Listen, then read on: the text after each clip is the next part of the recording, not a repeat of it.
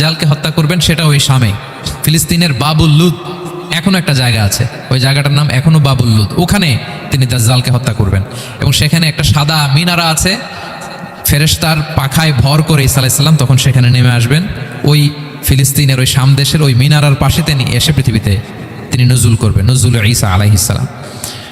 তো তিন এবং জাইতুনের কসম করে বেসিকলি আল্লাহ তাআলা ঈসা আলাইহিস সালামের জন্মস্থানের কসম করেছেন। কারণ তিন এবং জাইতুন, ডুমুর এবং জলপাই, অলিভ কোন দেশে বেশি হয়? শাম দেশে। আওয়াজ করে বলেন কোন দেশে? বর্তমান ফিলিস্তিন এবং সিরিয়া, এবং ওই ভূখণ্ডে আল্লাহ নবী ঈসা আলাইহিস সালামের জন্মস্থান। এর কসম করে বেসিকলি আল্লাহ তাআলা ঈসা আলাইহিস সালামের জন্মস্থানের কসম করেছেন। ওনার প্রতি নাজিল হওয়া যে তাওরাত ইনজিল গ্রন্থ, এই রেভেলেশনের কসম করেছেন। আচ্ছা, এরপরে ওয়াতুরি সিনিন, সিনাই পর্বতের কসম। সিনাই পর্বত বা তুর পাহাড় হচ্ছে মিশরে অবস্থিত, আর মিশর হচ্ছে মুসা আলাইহিস সালামের জন্মস্থান। কার জন্মস্থান? মুসা আলাইহিস সালামের জন্মস্থান। তাহলে ওয়াতুরি সিনিন, তুর পাহাড়ের কসম বুঝিয়ে আল্লাহ তাআলা মূলত মুসা আলাইহিস সালামের জন্মস্থানের কসম করেছেন, যেখানে তাওরাত নাজিল হয়েছে। এরপরে ওয়াহাদাল বালাদিল আমিন, এ নিরাপদ শহর বলে আল্লাহ তাআলা মক্কা শহরকে বুঝিয়েছেন। আর মক্কা কার জন্মস্থান বলেন তো? মুহাম্মদুর রাসূলুল্লাহ সাল্লাল্লাহু আলাইহি ওয়াসাল্লাম, সাইয়্যিদুল মুরসালিন, খাতামুন নবিয়্যিন, রাহমাতাল লিল আলামিন, হাবিবুল্লাহ মুহাম্মদুর রাসূলুল্লাহ সাল্লাল্লাহু আলাইহি ওয়াসাল্লামের জন্মস্থান। তাহলে এই চারটা আয়াতে, চারটা শপথের মধ্য দিয়ে মূলত আল্লাহ তাআলা ঈসা আলাইহিস সালামের জন্মস্থান, মুসা আলাইহিস সালামের জন্মস্থান এবং মুহাম্মদ সাল্লাল্লাহু আলাইহি ওয়াসাল্লামের জন্মস্থান, যেই তিনটা এলাকায়, ভূখণ্ডে তিনটা মেজর ওহী নাজিল হয়েছে। এক তো ঈসা আলাইহিস সালামের কাছে নাজিল হয়েছে ইনজিল কিতাব, আরেকটা হচ্ছে তাওরাত। তাওরাত এমন কিতাব যে কিতাব দিয়ে হাজার হাজার নবীরা ফয়সালা করেছেন। বনি ইসরাইলের অনেক নবীর উপর কোনো কিতাব নাজিল হয়নি, তার মানে তারা রসুল ছিলেন না, তারা নবী, তারা সবকিছু তাওরাত দিয়েই ফয়সালা করতেন। আর রাসূল সাল্লাল্লাহু আলাইহি ওয়াসাল্লামের উপর কোরআন নাজিল হয়েছে। তার মানে প্রথম চারটি শপথ দিয়ে বেসিকলি ইনজিলের শপথ, তাওরাতের শপথ এবং কোরআনের শপথ। বুঝতে পেরেছেন সবাই? শুরুতেই সূরাতুত তিনের কয়েকটা আয়াত তেলাওয়াত করেছি। এটা কালামুল্লাহ মাজিদের 95 নম্বর সূরা। এই সূরাটা মক্কাতুল মুকাররমাতে নাজিল হয়েছে। এই সূরার আয়াত সংখ্যা 8টা। এই সূরার শুরুতে আল্লাহ তাআলা 4টা কসম করেছেন, ওয়াত-তিনি ওয়াজ-যাইতুনি ওয়া-তুরি সিনিনা ওয়া হাযাল বালাদিল আমিন। ওয়াত-তিন, তিনের কসম, ওয়াজ-যাইতুন, যাইতুনের কসম, ওয়া-তুরি সিনিন, সিনাই পর্বতের কসম, ওয়া হাযাল বালাদিল আমিন, আর এই নিরাপদ শহরের কসম। তো 4টা শপথ করেছেন বা আল্লাহ তাআলা কসম করেছেন। কসম দিয়ে আল্লাহ তাআলা কোরআনের অনেক সূরা শুরু করেছেন। যেমন একটা সূরায় আল্লাহ ফজরের সময়ের কসম করেছেন, আল্লাহ বলেছেন ওয়াল ফাজর। আল্লাহ আকাশের কসম করেছেন ওয়াস সামা ইযাতিল বুরুজ। আল্লাহ তাআলা সূর্যের কসম করেছেন ওয়াশ শামসি ওয়া দুহাহা। এভাবে আল্লাহ তাআলা তার সৃষ্টির অনেক কিছুর কসম করে গুরুত্বপূর্ণ কোনো মেসেজ বা বার্তা আমাদের সামনে হাজির করেন। তো এই সূরাতে আল্লাহ তাআলা 4টা জিনিসের কসম করে একটা খুবই গুরুত্বপূর্ণ বার্তা মানব মণ্ডলীর জন্য এই সূরাতে তিনি হাজির করেছেন। এই সূরাটা আমাদের অনেকেরই মুখস্থ আলহামদুলিল্লাহ, এবং আল্লাহ রাসূল সাল্লাল্লাহু আলাইহি ওয়াসাল্লাম প্রায় বিভিন্ন নামাজে এই সূরাটা তেলাওয়াত করতেন। বারা ইবনে আযিব রাদিয়াল্লাহু তাআলা আনহু উনি বর্ণনা করেন যে আমি একবার এশার সালাতে আল্লাহ রাসূল সাল্লাল্লাহু আলাইহি ওয়াসাল্লামের কণ্ঠে নামাজে সূরা 3 তিনি তেলাওয়াত করেছেন, আমি নিজ কানে শুনেছি। এবং ওনার কণ্ঠ যে এত মধুর ছিল, আমার জীবনে এত সুমধুর কণ্ঠের তেলাওয়াত আমি শুনি নাই। আল্লাহর হাবিব সাল্লাল্লাহু আলাইহি ওয়াসাল্লামের কোরআন তেলাওয়াতের যে কণ্ঠ এত সুমিষ্ট ছিল, এত চমৎকার ছিল, শুধু তেলাওয়াত শুনেই অনেকে শাহাদা পড়ে মুসলমান হয়েছে। আবু জাহেল মক্কায় নিষেধ করতো যে কেউ যাবা না মুহাম্মদের কাছে, সে পাগল, সে গণক, সে মিথ্যাবাদী, সে জাদুকর, সে স্বামী স্ত্রীর মধ্যে বিচ্ছিন্নতা নিয়ে আসে, সে বাবা ছেলেকে আলাদা করে দেয়, তার কাছেই যাবা না। আর সে যা বলে শুনবাই না, কানে আঙ্গুল দিয়ে রাখবা। তো মানুষকে যেটা নিষেধ করা হয় বেশি, মানুষের ওইটার ব্যাপারে আগ্রহ থাকে বেশি। সে যত নিষেধ করতো মানুষ আরো বেশি বেশি যেয়ে শুনতো। মানুষকে সে কি বারণ করবে? সে দিনের বেলা নিষেধ করতো, রাতে যে লুকিয়ে লুকিয়ে নিজেই তেলাওয়াত শুনতো। তাহলে চিন্তা করেন যে আল্লাহর হাবিব সাল্লাল্লাহু আলাইহি ওয়াসাল্লামের কোরআনিক রেসিটেশন কত চমৎকার মেলোডিয়াস ভয়েস হলে স্বয়ং আবু জাহাল রাত্রিবেলা লুকিয়ে লুকিয়ে কোরআন তেলাওয়াত শুনতে যেত আল্লাহর হাবিব সাল্লাল্লাহু আলাইহি ওয়াসাল্লামের কণ্ঠে। তো রাসূল সাল্লাল্লাহু আলাইহি ওয়াসাল্লাম সূরাতুত 3টা এশার সালাতে তিনি তেলাওয়াত করেছেন, এই মর্মে হাদিসে পাওয়া যায়। এবং এই সূরাটা একটা ফলের নামে সূরা। 3 একটা ফল, আরব বিশ্বে খুব বেশি হয় 3 ফল। আমরা বাংলাদেশে ডুমুর বলি, ইংরেজিতে ফিগ বলে, ফিগ ট্রি। তো ফলের নামে বেসিক্যালি আল্লাহ তাআলা এই সূরাটাকে, এই চ্যাপ্টারটাকে ডেডিকেট করেছেন। আমরা সূরাকে ইংরেজিতে চ্যাপ্টার বলি। কোরআনে 114টা চ্যাপ্টার, এর মধ্যে এই সূরাটা হচ্ছে ফলের নামে ডেডিকেটেড। বিভিন্ন নামে খুব ইনক্লুসিভ হয়ে আল্লাহ তাআলা কোরআনে সূরাগুলো দিয়েছেন। কোরআনে আপনি প্রাণীর নামে সূরা পাবেন, প্রাণী। মানুষের নামে সূরা পাবেন। মানুষের মধ্যে 3 ভাগ, মুমিন, তারপর কাফির, এরপর মুনাফিক, প্রত্যেকের নামে সূরা। সূরাতুল মুমিনুন আছে, সূরাতুল কাফিরুন আছে, আবার সূরাতুল মুনাফিকুন আছে।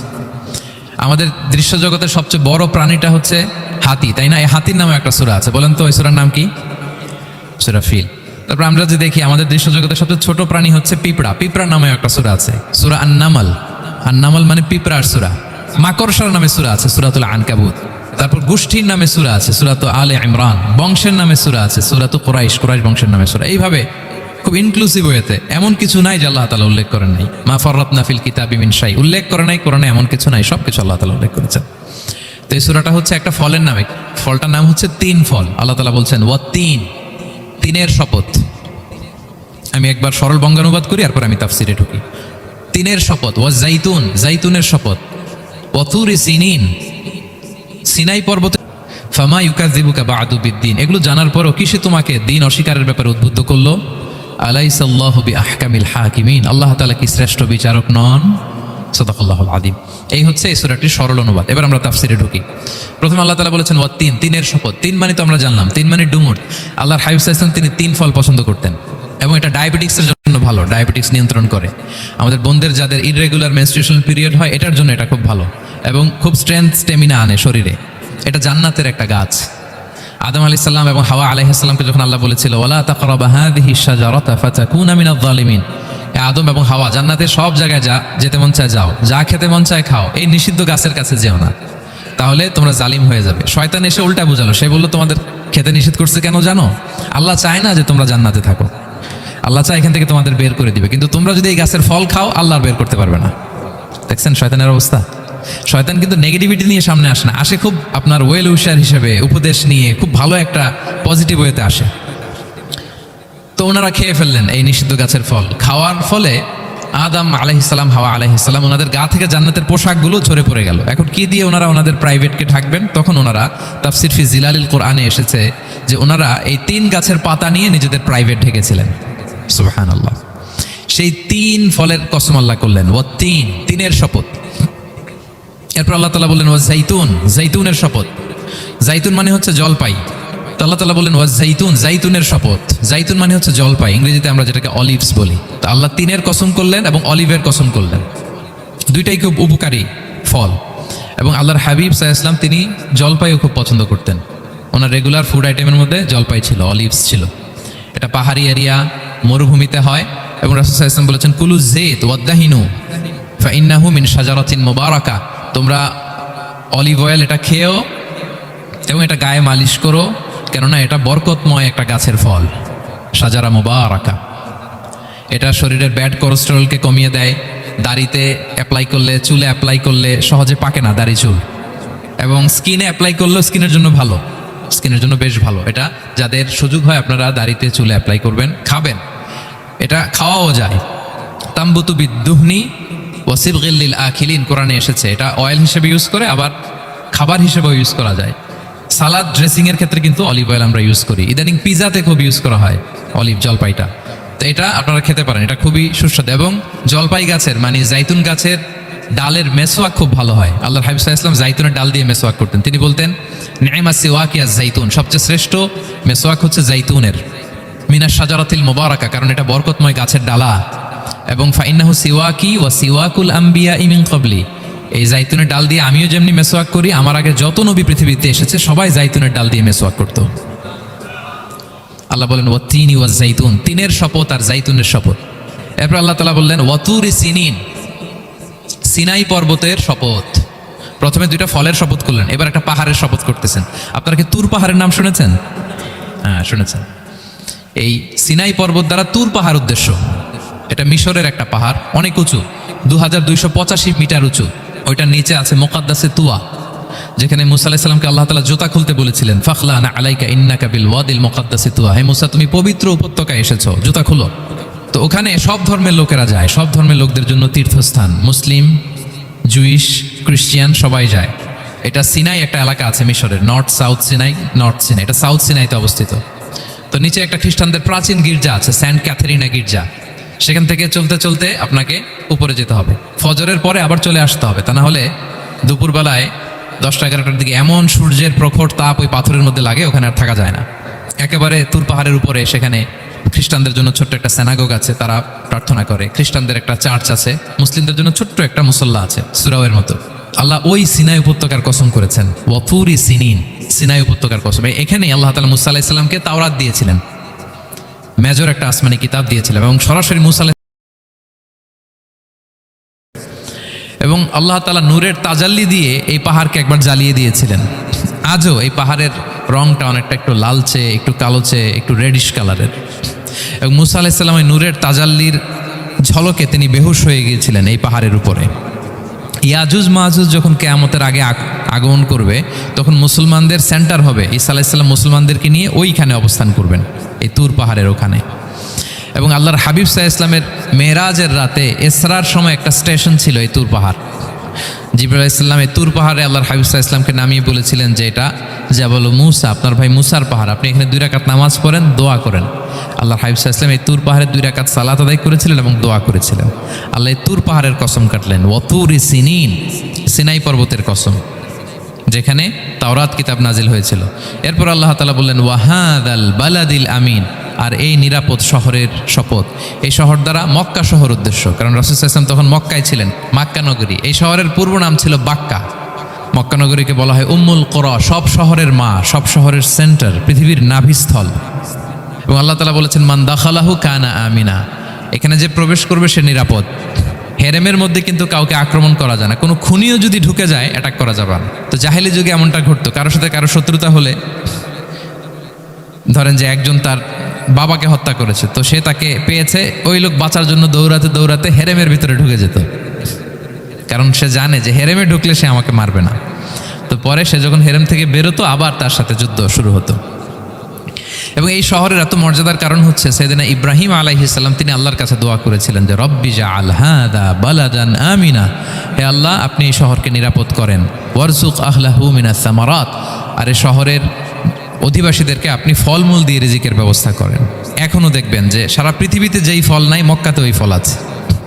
সারা পৃথিবী থেকে ফল ওখানে যায়, এবং মক্কার নেইবরিং সিটি তায়েফ, সেখানে অনেক ফল উৎপাদিত হয়, এখানে আসে। নিরাপদ শহর, বালাদান আমিনা। এবং আল্লাহর হাবিব সাল্লাল্লাহু আলাইহি ওয়াসাল্লাম বলেছেন যে এই মক্কা শহর আমার সবচাইতে প্রিয় শহর। বাধ্য হয়ে তিনি যখন হিজরত করলেন মদিনায়, সেদিন বারবার তিনি মক্কার দিকে পেছনে ফিরে ফিরে তাকান, আর কেঁদে কেঁদে তিনি বলতেছিলেন যে মাক্কাতু আহাব্বুল বিলাদ ইলাইয়া, মক্কা আমার কাছে সবচেয়ে প্রিয় নগরী। লাউলা উখরিজতু লামা খারাজতু, আমাকে যদি জোর করে বের করে দেয়া না হতো, আমি কোনোদিন মক্কা ছেড়ে অন্য কোথাও যেতাম না। আল্লাহর হাবিব সাল্লাল্লাহু আলাইহি ওয়াসাল্লামের সবচেয়ে প্রিয় শহর ছিল মক্কা, এবং এটা আল্লাহর হাবিব সাল্লাল্লাহু আলাইহি ওয়াসাল্লামের জন্মস্থান, মাকান মাউলিদির রাসূল। রাসূল সাল্লাল্লাহু আলাইহি ওয়াসাল্লামের বিলাদাত হয়েছে এই শহরে। এবং এই শহরকে আল্লাহ বলেছেন মাসাবাতান লিন্নাসি ওয়া আমনা, মানুষের মিলনস্থল, কেন্দ্রস্থল। সারা পৃথিবী থেকে মানুষ ওখানে যায়। আপনি যে রমাদানে যদি মক্কায় যান, আল্লাহু আকবার, লক্ষ লক্ষ উমরা পালনকারী সেখানে, ইউরোপ থেকে, আফ্রিকা থেকে, অস্ট্রেলিয়া থেকে, এশিয়া থেকে, সারা পৃথিবীর মানুষের মিলনস্থল। ওখানে গেলে আপনি দেখবেন মাসাবাতান লিন্নাসি ওয়া আমনা, নিরাপদ জায়গা এবং মানুষের মিলনস্থল এটা। এখানে এমন মসজিদ আল্লাহ রেখেছেন কাবা ঘরের চারদিকে, এটাকে বলা হয় মসজিদুল হারাম, যে মসজিদে 1 রাকাত সালাত পড়লে 1 লক্ষ রাকাতের সওয়াব হয়। আল্লাহর ঘরকে কেন্দ্র করে তাওয়াফের নির্দেশ দেওয়া হয়েছে, ওয়ালিয়াত তাওয়াফু বিল বাইতিল আতিক। পৃথিবীর কোনো ঘরকে তাওয়াফ করা যায় না, কোনো ঘরকে, এই একটা মাত্র ঘর যেটাকে এর চারদিকে এরকম তাওয়াফ করা যায়। তাহলে এই পবিত্র ঘর, পবিত্র মসজিদ যেই শহরে অবস্থিত, সেই শহরের কসম আল্লাহ করেছেন। আল্লাহ বললেন ওয়াহাদাল বালাদিল আমিন, এই নিরাপদ শহরের কসম, মানে মক্কা শহরের কসম। আমরা আপাত দৃষ্টিতে আমাদের কাছে মনে হচ্ছে 2টা ফলের কসম, একটা পাহাড়ের কসম, একটা নগরীর কসম। আসলে বেসিকলি আল্লাহ তাআলা এই 4টা শপথ দিয়ে 3 নবীর জন্মস্থান, 3 নবীর নবুয়তের কসম করেছেন। কিভাবে সেটা আমি মিলিয়ে দেই। এই যে প্রথমে যে আল্লাহ বলেছেন ওয়াত্তিনি ওয়া জাইতুন, 3 এবং জাইতুনের কসম। পৃথিবীতে সবচেয়ে বেশি 3 এবং জাইতুন কোথায় উৎপন্ন হয় জানেন? ফিলিস্তিনে। কোথায়? শাম দেশে, যেটা হাদিসের পরিভাষায় বলা হয় শাম, বর্তমান ফিলিস্তিন এবং সিরিয়া মিলে। 3 জাইতুন দিয়ে বেসিকলি আল্লাহ তাআলা ফিলিস্তিনের শপথ করেছেন, শাম দেশের শপথ, যেখানকার বেথলহামে ঈসা আলাইহিস সালাম, জেসাস ক্রাইস্ট, তিনি জন্মগ্রহণ করেছেন, ঈসা আলাইহিস সালামের জন্মস্থান। তাহলে 3 জাইতুনের শপথের মাধ্যমে মূলত আল্লাহ তাআলা ঈসা আলাইহিস সালামের জন্মস্থানের শপথ করেছেন, কারণ সেখান থেকে ওহী বিচ্ছুরিত হয়েছে, ওনার কাছে ইনজিল নাজিল হয়েছিল। এবং এই শামের মর্যাদার ব্যাপারে অনেক কথা আল্লাহর হাবিব সাল্লাল্লাহু আলাইহি ওয়াসাল্লাম তিনি বলেছেন। আল্লাহ রাসূল সাল্লাল্লাহু আলাইহি ওয়াসাল্লাম যখন মেরাজে যান তখন মক্কা থেকে এই শাম দেশে ফিলিস্তিনের বাইতুল মাকদাসে রাসূল সাল্লাল্লাহু আলাইহি ওয়াসাল্লামকে নিয়ে যাওয়া হয়েছিল। এবং রাসূল সাল্লাল্লাহু আলাইহি ওয়াসাল্লাম প্রায় বলতেন তুবা আলি শাম, শামের জন্য বরকত, কেননা ফেরেশতারা তাদের রহমতের পাখা শাম দেশের উপর বিছিয়ে রেখেছে। এবং তিনি বলতেন ফিতনার সময় আলাইকুম বিশাম, তোমরা শামে যেও, শামে থেকো। এবং তিনি দোয়া করেছেন আল্লাহুম্মা বারিক লানা ফি শামিনা, আল্লাহ তুমি আমার শাম অঞ্চলে আল্লাহ তুমি বরকত দিও। এবং হাদিসে এসেছে এই শামই হচ্ছে আরদুল মাহশার, এখানেই হাসর হবে। শাম অঞ্চলকে বিস্তীর্ণ করে এখানেই ময়দানুল মাহশার আল্লাহ তাআলা কায়েম করবেন, হাসরের ময়দান এখানেই হবে। এবং সেখানেই হচ্ছে সানিউল কিবলাতাইন, আমাদের আগের কেবলা কিন্তু বাইতুল মাকদাসের দিকে ছিল, যেটা শামে অবস্থিত ফিলিস্তিনে বাইতুল মুকাদ্দাস, যেই মসজিদে নামাজ পড়লে এক রাকাতে 500 রাকাতের সওয়াব। 3টা মসজিদে সালাত পড়লে স্পেশাল ভার্চুর কথা আছে, এর বাইরে আর অন্য মসজিদের বিশেষ কোনো ফজিলত নাই, বাকি সব মসজিদ সমান। এক হচ্ছে মসজিদুল হারাম, 1 রাকাতে 1 লক্ষ রাকাত। 2 নম্বর মসজিদে নববী, 1 রাকাতে 1000 রাকাতের সওয়াব, আর একটা দুর্বল বর্ণনায় 50,000 রাকাতের সওয়াব। 3 নম্বরে এই মসজিদুল আকসা, 1 রাকাতে 500 রাকাতের সওয়াব। এই 3 মসজিদেই যেন আমরা যে সালাত আদায় করতে পারি, আল্লাহ তুমি তৌফিক দান করো। 2 মসজিদে তো একেবারেই সহজ যাওয়া, মক্কা মদিনাতে। বাইতুল মাকদাসের জন্য আমরা যেতে পারি, আল্লাহ তুমি সেই পরিস্থিতি আমাদের জন্য তৈরি করে দাও। তো এই বাইতুল মাকদাসের দিকে রাসূল সাল্লাল্লাহু আলাইহি ওয়াসাল্লাম টানা 14 বছর নামাজ পড়েছেন। 14 বছর, প্রথম 13 বছর কোনো সমস্যা হয়নি মক্কায়, কারণ তখন কেবলা বাইতুল মুকাদ্দাস থাকলেও রাসূল সাল্লাল্লাহু আলাইহি ওয়াসাল্লাম সামনে রাখতেন কাবাকে। কেবলা বাইতুল মুকাদ্দাস, কিন্তু তিনি তো মক্কায় ছিলেন নবুয়তের প্রথম 13 বছর, সামনে কাবাকে রাখতেন, তারপরে টু দ্য ডাইরেকশন অফ বাইতুল মাকদাস। কিন্তু যখন মদিনায় গেলেন তখন তো আর কাবা নাই, তখন রাসূল সাল্লাল্লাহু আলাইহি ওয়াসাল্লাম কাবাকে মিস করতে আরম্ভ করলেন। আর প্রায় আল্লাহর কাছে কামনা করতেন আমার বংশের গোড়া ইব্রাহিম আলাইহিস সালামের রুট যেখানে আমার জন্মস্থান, সেই কাবার দিকে যদি আবার কেবলাটা ফিরিয়ে দেয়া হতো। কদ নারা তাকাল্লুবা ওয়াজহিকা ফিস সামা ফালানুওয়াল্লিয়ান্নাকা কিবলাতান তারদাহা। আল্লাহ আয়াত নাযিল করলেন, নবী আপনি আকাশের দিকে তাকিয়ে কি ভাবেন আমি বুঝি, আপনি চান কেবলার জন্য আমি মক্কার দিকে ঘুরিয়ে দেই।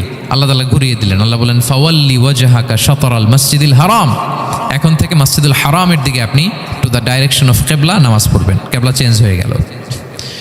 তো মদিনায় যে 16-17 মাস আর মক্কায় 13 বছর, মোট 14 বছর আল্লাহর হাবিব সাল্লাল্লাহু আলাইহি ওয়াসাল্লাম এই মসজিদুল আকসার দিকেই হয়েই তিনি নামাজ পড়েছেন। এটা আমাদের আগের কেবলা ছিল। এবং শেষে কিয়ামতের আগে যে মালহামার যুদ্ধ হবে, তখন রাসূল সাল্লাল্লাহু আলাইহি ওয়াসাল্লাম বলেছেন মালহামার যুদ্ধের সময় মুসলমানদের ফুস্তাদ বা তাবু হবে, শিবির হবে এই ফিলিস্তিনের দামেস্কের পাশে আল গৌতা নামে এক জায়গা আছে, ওই গৌতাতে। এবং ঈসা আলাইহিস সালাম এসে যে দাজ্জালকে হত্যা করবেন সেটাও ওই শামে, ফিলিস্তিনের বাবুল লুদ এখনো একটা জায়গা আছে, ওই জায়গাটার নাম এখনো বাবুল লুদ, ওখানে তিনি দাজ্জালকে হত্যা করবেন। এবং সেখানে একটা সাদা মিনারা আছে, ফেরেশতার পাখায় ভর করে ঈসা আলাইহিস সালাম তখন সেখানে নেমে আসবেন। ওই ফিলিস্তিনের ওই শাম দেশের ওই মিনারার পাশে তিনি এসে পৃথিবীতে তিনি নজুল করবেন, নজুল ঈসা আলাইহিস সালাম। তো 3 এবং জাইতুনের কসম করে বেসিকলি আল্লাহ তাআলা ঈসা আলাইহিস সালামের জন্মস্থানের কসম করেছেন, কারণ 3 এবং জাইতুন, ডুমুর এবং জলপাই, অলিভ কোন দেশে বেশি হয়? শাম দেশে। আওয়াজ করে বলেন কোন দেশে?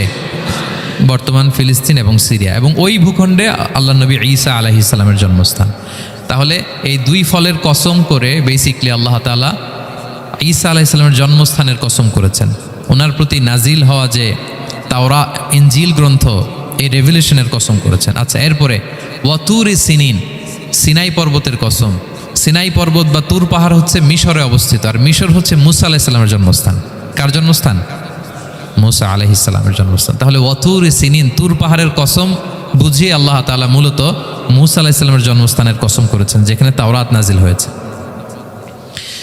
এরপরে ওয়াহাদাল বালাদিল আমিন, এ নিরাপদ শহর বলে আল্লাহ তাআলা মক্কা শহরকে বুঝিয়েছেন। আর মক্কা কার জন্মস্থান বলেন তো? মুহাম্মদুর রাসূলুল্লাহ সাল্লাল্লাহু আলাইহি ওয়াসাল্লাম, সাইয়্যিদুল মুরসালিন, খাতামুন নবিয়্যিন, রাহমাতাল লিল আলামিন, হাবিবুল্লাহ মুহাম্মদুর রাসূলুল্লাহ সাল্লাল্লাহু আলাইহি ওয়াসাল্লামের জন্মস্থান। তাহলে এই 4টা আয়াতে 4টা শপথের মধ্য দিয়ে মূলত আল্লাহ তাআলা ঈসা আলাইহিস সালামের জন্মস্থান, মুসা আলাইহিস সালামের জন্মস্থান এবং মুহাম্মদ সাল্লাল্লাহু আলাইহি ওয়াসাল্লামের জন্মস্থান, যেই 3টা এলাকায় ভূখণ্ডে 3টা মেজর ওহী নাজিল হয়েছে।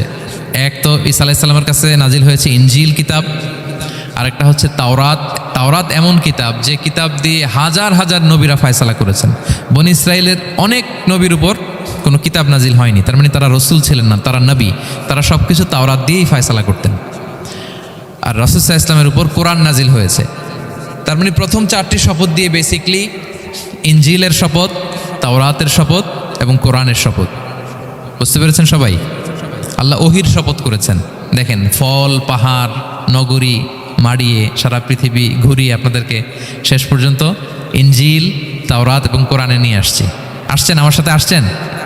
হ্যাঁ, এই রেভেলেশনের শপথ আল্লাহ করেছেন। তাহলে ওয়াত্তিনি ওয়াজাইতুনি ওয়াতুরি সিনিনা ওয়া হাযাল বালাদিল আমিন, এই 4 আয়াতে 4টা শপথের মধ্য দিয়ে মূলত আল্লাহ তাআলা আসমান থেকে নাজিল হওয়া যে ওহী, এই ওহির শপথ অথবা ওহী যেই ভূখণ্ডে নাজিল হয়েছে সেই ভূখণ্ডগুলোর শপথ করে আল্লাহ একটা গুরুত্বপূর্ণ কথা বলবেন। সেটা কি? আল্লাহ তাআলা বললেন, লাকাদ খালাকনাল ইনসানা ফি আহসানি তাকওয়িম, আর আমি মানুষকে অত্যন্ত চমৎকার অবয়বে সৃষ্টি করেছি, চমৎকার গঠনে, চমৎকার স্ট্রাকচারের ডিজাইনে সৃষ্টি করেছি। মানুষের দৈহিক অবকাঠামো গঠন এটা যেমনি চমৎকার, মানুষের ইন্টেলেকচুয়াল কাঠামো এটা চমৎকার, মানুষের আচরণগত যে বিহেভিয়ারাল ট্রেটস, ক্যারেক্টারিস্টিক্স এটাও চমৎকার। প্রত্যেক দিক থেকে আল্লাহ তাআলা নান্দনিকভাবে মানুষকে তিনি তৈরি করেছে। আমরা যদি দেহের কথা বলি, হিউম্যান অ্যানাটমি নিয়ে যাদের ধারণা আছে, আপনি শুনলে অবাক হবেন এত জটিলভাবে আমাদের দেহটা ফাংশন করে। ঠিক যেই মুহূর্তে আমি কথা বলতেছি আমার ব্রেইন সচল, আমার নার্ভ সিস্টেম সচল, হেয়ারিং সিস্টেম, স্মেলিং সিস্টেম, আমার এই যে হার্ট সচল, সিস্টোলিক ডায়াস্টোলিক অলিন্দ নিলয় হচ্ছে, আমার লাং কাজ করতেছে, কিডনি ইজ ওয়ার্কিং পারফেক্টলি, সব কিছু কাজ করতেছে। এত সূক্ষ্মভাবে আমাদের দেহটা কাজ করে, এটাকে ইংরেজিতে বলে মরফোলজি, আকৃতি সংক্রান্ত যে বিদ্যা। এটা নিয়ে যদি আপনি দেখেন যে মানুষের হাত কিভাবে কাজ করে, মানুষের পা কিভাবে কাজ করে, মানুষের হিউম্যান ব্রেইন কিভাবে কাজ করে, আপনি অবাক হবেন। এবং আল্লাহর যে সেট আপ, লাকাদ খালাকনাল ইনসানা ফি আহসানি তাকওয়িম, নিশ্চয় আমি মানব জাতিকে চমৎকার অবয়বে তৈরি করেছি। আপনি যদি অবয়বটা দেখেন, আমাদের স্ট্রাকচার এর চেয়ে সুন্দর করে আর তৈরি করা যেত না, এর চেয়ে সুন্দর আর হতে পারে না। যেখানে যা দেয়ার, মাথার চুল থেকে পায়ের নখ পর্যন্ত, আপনি একটা ডিজাইনে, স্ট্রাকচারে, সেট আপে আপনি ভুল ধরতে পারবেন না। যেখানে যেটা দরকার, আপনি একটু খেয়াল করে দেখেন যে এই যে আমাদের চোখ, চিকিৎসা বিজ্ঞান বলতেছে যে মানুষ 10 মিলিয়নেরও বেশি রং শনাক্ত করতে পারে। Human eyes can identify more than 10 million colours. 10 মিলিয়নেরও বেশি রং আমরা আমাদের চোখ দিয়ে শনাক্ত করতে পারি। সুবহানাল্লাহ, সুবহানাল্লাহ বিহামদি। আচ্ছা, চোখের সেট আপটা একটু যদি খেয়াল করেন, দেখেন আমার এই চোখ এখানে না থাকে, এটা যদি জাস্ট 2 ইঞ্চি উপরে এখানে হইতো, এইটা যদি কপালে যদি আমাদের চোখ হইতো, কি অবস্থা হইতো বলেন তো? সিজদা দিতে পারতেন আল্লাহকে? বলেন, দিতে পারতেন? আচ্ছা, আমরা কিছু খাওয়ার সময় আমরা কি করি? ওইটা ভালো আছে কিনা, পচে গেল কিনা, স্মেলটা আগে দেখি, তারপরে খাই। দেখেন কত চমৎকার সেট আপ। একটু খেয়াল করেন, এই নাকের সেট আপ যদি এইখানে না থাকে, আমাদের নাক যদি পেছনে থাকতো, খাওয়ার সময় খাবারটা বাসি কিনা, ভালো আছে কিনা কি করতেন? লাকাদ খালাকনাল ইনসানা ফি আহসানি তাকওয়িম। আচ্ছা দেখেন, এই যে আমরা কান দিয়ে শুনি, এই যে কান পেঁচানো, মনে করেন না যে এমনি এমনি পেঁচানো, এই পেঁচানো, এটাই পথ না থাকলে আমরা শুনতেই পেতাম না। এটা এমনভাবে সেট আপ করা, এটা এই ইথারে ভাষা তরঙ্গকে এয়ার ড্রামের ভেতরে সুন্দরভাবে ইনপুট করে, নাহলে আমরা শুনতে পেতাম না। আপনার এই কান কেটে ফেলে দিলে আপনি শুনতে পারবেন না। এটা এইভাবেই যেতে হবে, সুরঙ্গটা এইভাবে তৈরি হইতে হবে। আচ্ছা দেখেন, আপনার কান, এই কান যদি এইখানে না থেকে আপনার ডান বগলের নিচে হইতো, বাম কান যদি বাম বগলের নিচে হইতো, তাহলে কি হইতো বলেন? আজকে আমার ওয়াজ কিভাবে শুনতেন বলেন দেখি, কিভাবে শুনতেন? বুদ্ধি আছে বলে যে হুজুর এইভাবে শুনতাম। সুবহানাল্লাহ, সুবহানাল্লাহ। লাকাদ খালাকনাল ইনসানা ফি আহসানি তাকওয়িম, আমি মানুষকে সবচেয়ে সুন্দর সর্বোত্তম গঠনে তৈরি করেছি। দেখেন, কান দুটো ওইখানে থাকলে কথা শুনতে হইলে হাত উঁচু করে রাখা লাগতো। আল্লাহ, আপনি একটা একটা অঙ্গ দেখেন, ঠিক যেখানে যেটা যেভাবে সেট করা দরকার, আল্লাহ তাআলা দয়া করে অনুগ্রহ করে ঠিক সেভাবে তিনি সেট করেছেন।